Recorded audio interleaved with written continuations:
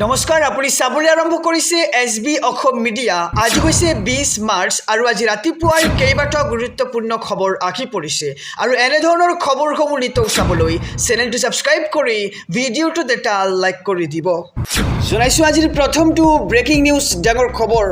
অৱশেষত চূড়ান্ত হ'ল কংগ্ৰেছ আৰু ৰাইজৰ দলৰ মিত্ৰতা। 11টা সমষ্টি ৰাইজৰ দলক এৰি দিছে এইবাৰ কংগ্ৰেছে। এক ডাঙৰ খবৰ জনাইছোঁ সমগ্ৰ ৰাজ্যবাসীক। অৱশেষত চূড়ান্ত হ'ল কংগ্ৰেছ আৰু ৰাইজৰ দলৰ মিত্ৰতা। 11টা সমষ্টি ৰাইজৰ দলক এৰি দিছে কংগ্ৰেছে। দুটা সমষ্টিত হ'ব বন্ধুত্বমূলক প্ৰতিদ্বন্দ্বিতা আৰু মন্দিয় সমষ্টিৰ ৰাইজৰ দলৰ প্ৰাৰ্থী শ্বেৰমান আলীৰ প্ৰাৰ্থিত্ব কৰ্তন। শিৱসাগৰ, মৰিয়নি, দলগাঁও, ধিং, চিচিবৰগাঁও সমষ্টি দিলে ৰাইজৰ দলক আৰু লগতে ডিগবৈ, বোকাখাট, মানস, তেজপুৰ এৰিলে কংগ্ৰেছে। চূড়ান্ত হ'ল কংগ্ৰেছ আৰু ৰাইজৰ দলৰ মিত্ৰতা। যিহেতু কংগ্ৰেছ আৰু ৰাইজৰ দলৰ মিত্ৰতা ভংগ হৈছিল আৰু তাৰ পিছতে কিন্তু অৱশেষত আকৌ চূড়ান্ত হ'ল দুয়োটা দলে একলগ হ'ল আৰু তাৰ পিছতে 11টা সমষ্টিৰ ৰাইজৰ দলক এৰি দিছে কংগ্ৰেছে আৰু দুটা সমষ্টিত হ'ব বন্ধুত্বমূলক প্ৰতিদ্বন্দ্বিতা। মন্দিয়া সমষ্টিৰ ৰাইজৰ দলৰ শ্বেৰমান আলীৰ প্ৰাৰ্থীটো ইতিমধ্যে কৰ্তন কৰিছে। শিৱসাগৰ, মৰিয়নি, দলগাঁও, ধিং, চিচিবৰগাঁও সমষ্টি দিলে ৰাইজৰ দলক। ডিগবৈ, বোকাখাট, মানস, তেজপুৰ এৰিলে এইবাৰ কংগ্ৰেছে। জনাইছোঁ আৰু এটি ব্ৰেকিং নিউজ ডাঙৰ খবৰ। আজি পুৱাই মনোনয়ন পত্ৰ দাখিল কৰিব ৰাজ্যৰ মুখ্যমন্ত্ৰী ডক্টৰ হিমন্ত বিশ্ব শৰ্মাই। আৰু মাত্ৰ কেইটামান ঘণ্টাৰ অপেক্ষা, কেইটামান ঘণ্টাৰ পিছতেই ৰাজ্যৰ মুখ্যমন্ত্ৰীগৰাকীয়ে দাখিল কৰিব মনোনয়ন পত্ৰ আৰু আজি 20 মাৰ্চ আৰু আজিৰ দিনটোত মনোনয়ন দাখিল কৰিব মুখ্যমন্ত্ৰী ডক্টৰ হিমন্ত বিশ্ব শৰ্মাই আৰু মা কামাখ্যাৰ আশীষ লৈ দাখিল কৰিব মনোনয়ন আৰু মনোনয়ন দাখিলৰ বাবে সাজু হৈছে বিশাল ৰেলী। হাজাৰ হাজাৰ লোকৰ যাত্ৰাৰে জিলা আয়ুক্তৰ কাৰ্যালয়ত দাখিল কৰিব মনোনয়ন।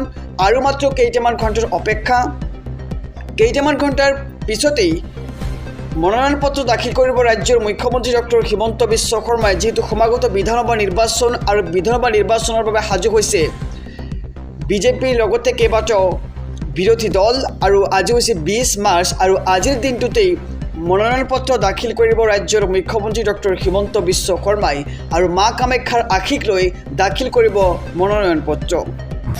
জনাইছোঁ বতৰক লৈ এটি ব্ৰেকিং নিউজ। সাৱধান, যিকোনো মুহূৰ্ততে আহিব পাৰে প্ৰচণ্ড ধুমুহা আৰু বৰষুণ। ৰাজ্যজুৰি এলাৰ্ট জাৰি কৰিছে বতৰ বিজ্ঞান কেন্দ্ৰৰ ফালৰ পৰা। এক ডাঙৰ খবৰ জনাইছোঁ, এতিয়াই কৰি লওক আপোনাৰ দোকান, বজাৰ বা ঘৰৰ বাহিৰৰ অন্যান্য জৰুৰী কামসমূহ। যিকোনো মুহূৰ্তত আহিব পাৰে প্ৰচণ্ড ধুমুহা আৰু বৰষুণ। অসমৰ লগতে উত্তৰ পূৰ্বাঞ্চললৈ জাৰি কৰা হৈছে হাই এলাৰ্ট। ক'লা ডাৱৰে ছানি ধৰিছে সমগ্ৰ অসমৰ আকাশ। অসমৰ কেইবাখনো জিলাৰ বাবে আজিৰে পৰা 23 মাৰ্চলৈকে য়েল্লো এলাৰ্ট জাৰি কৰা হৈছে। কোকৰাঝাৰ, ধুবুৰী, চিৰাং, গোৱালপাৰা, বঙাইগাঁৱৰ লগতে বৰপেটা, বাক্সা, বজালী, নলবাৰী, কামৰূপ মেট্ৰকে ধৰি ডিমা হাছাও, কাছাৰ, শ্ৰীভূমি, হাইলাকান্দি, লখিমপুৰ জিলাতো এলাৰ্ট জাৰি কৰা হৈছে। ধেমাজি, ডিব্ৰুগড়, তিনিচুকীয়াৰ বাবে য়েল্লো এলাৰ্ট জাৰি কৰিছে বতৰ বিজ্ঞান কেন্দ্ৰৰ ফালৰ পৰা। আৰু এতিয়াই কৰি লওক আপোনাৰ দোকান, বজাৰ বা ঘৰৰ বাহিৰৰ অন্যান্য জৰুৰী কাম, কিয়নো যিকোনো মুহূৰ্ততে আহিব পাৰে মুছলধাৰ বৰষুণ আৰু প্ৰচণ্ড ধুমুহা। আৰু অসমৰ কেইবাখনো জিলালৈ জাৰি কৰা হৈছে য়েল্লো এলাৰ্ট। অসমৰ লগতে উত্তৰ পূৰ্বাঞ্চললৈ জাৰি কৰা হৈছে এলাৰ্ট। ক'লা ডাৱৰে ছানি ধৰিছে সমগ্ৰ অসমৰ আকাশ। জনাইছোঁ আৰু এটি ব্ৰেকিং নিউজ ডাঙৰ খবৰ। অৱশেষত কংগ্ৰেছে প্ৰকাশ কৰিছে তৃতীয়খন প্ৰাৰ্থীৰ তালিকা আৰু সেই তালিকাখনত কিছুমান বিশেষ ব্যক্তিৰ নাম আহি পৰিছে। কংগ্ৰেছে প্ৰকাশ কৰিছে তৃতীয়খন প্ৰাৰ্থীৰ তালিকা। যিহেতু সমাগত বিধানসভা নিৰ্বাচন আৰু বিধানসভা নিৰ্বাচনৰ বাবে সাজু হৈছে কেইবাটাও দল। 22টা সমষ্টিৰ বাবে ঘোষণা কৰিছে প্ৰাৰ্থীৰ নাম। কোকৰাঝাৰ সমষ্টিত মানিক চন্দ্ৰ ব্ৰহ্মই পাইছে প্ৰাৰ্থিত্ব আৰু বাখুংগুৰি সমষ্টিত প্ৰাৰ্থিত্ব লাভ কৰিছে চাপালী মাৰাকে। পৰ্বজৰা সমষ্টিত প্ৰাৰ্থিত্ব লাভ কৰিছে আছৰাফুল ইছলাম চৌধুৰীয়ে। ধুবুৰী সমষ্টিত প্ৰাৰ্থিত্ব লাভ কৰিছে বেবী বেগমে আৰু জলেশ্বৰ সমষ্টিত প্ৰাৰ্থিত্ব লাভ কৰিছে আফতাব উদ্দিন মোল্লা। অভয়াপুৰী সমষ্টিত প্ৰাৰ্থিত্ব লাভ কৰিছে প্ৰদীপ চৰকাৰ। চিদ্ৰি চিৰাং সমষ্টিত প্ৰাৰ্থিত্ব লাভ কৰিছে মতিলাল নাৰ্জাৰী। চেঙা সমষ্টিত প্ৰাৰ্থিত্ব লাভ কৰিছে আব্দুৰ ৰহিম আহমেদ আৰু পাকাবেতবাৰী সমষ্টিত প্ৰাৰ্থিত্ব লাভ কৰিছে জাকিৰ হুছেইন সিকদাৰ। বাক্সা সমষ্টিত প্ৰাৰ্থিত্ব লাভ কৰিছে জগদীশ মোদাখি। তামুলপুৰ সমষ্টিত প্ৰাৰ্থিত্ব লাভ কৰিছে ৰাফি দৈমাৰী। ওদালগুৰি সমষ্টিত প্ৰাৰ্থিত্ব লাভ কৰিছে হুৰেন দৈমাৰী।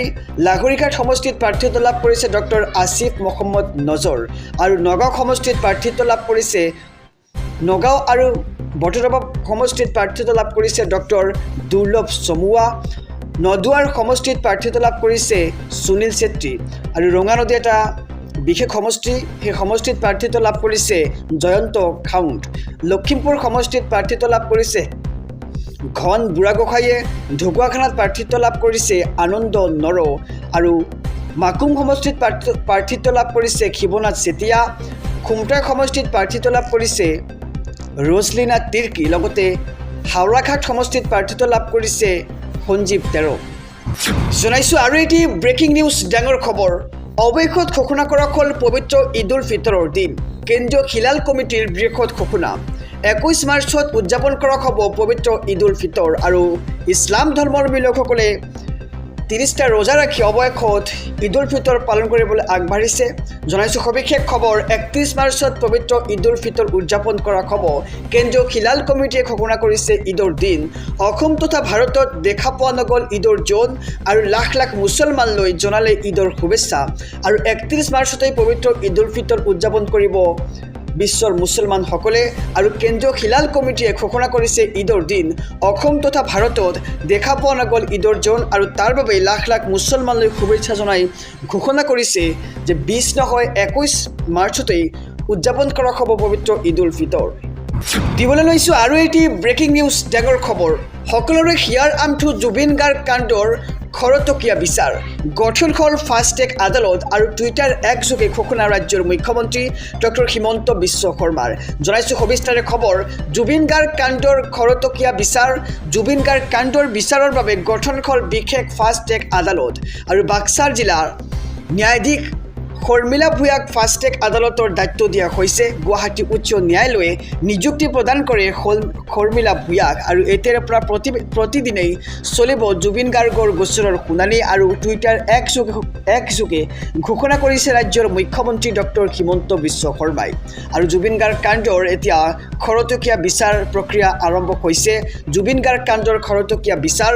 জুবিন গাৰ্গ কাণ্ডৰ বিচাৰৰ বাবে গঠন কৰা হৈছে বিশেষ ফাষ্ট ট্ৰেক আদালত।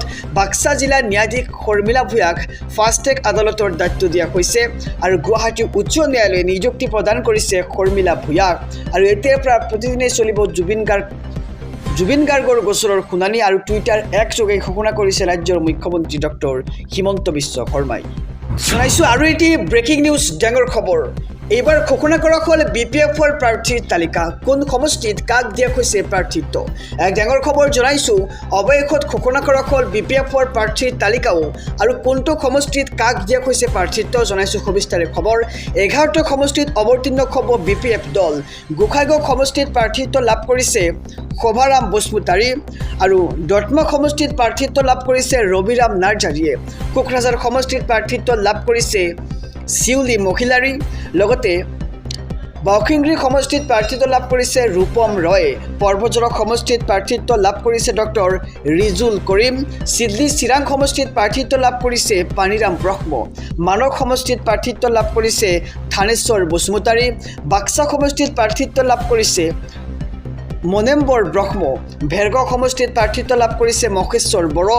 ওদালগুৰি সমষ্টিত প্ৰাৰ্থিত্ব লাভ কৰিছে ৰিঘন দৈমাৰীয়ে আৰু মাজবাট সমষ্টিত প্ৰাৰ্থিত্ব লাভ কৰিছে চৰণ বড়ো। ঘোষণা হ'ল BPFৰ প্ৰাৰ্থীৰ তালিকা। আমি জনাইছোঁ কোনটো সমষ্টিত কোনে লাভ কৰিছে প্ৰাৰ্থিত্ব আৰু কোন সমষ্টিত কাক দিয়া হৈছে প্ৰাৰ্থিত্ব আমি সবিশেষ জনাইছোঁ। 11টা সমষ্টিত অৱতীৰ্ণ হ'ব এইবাৰ BPF।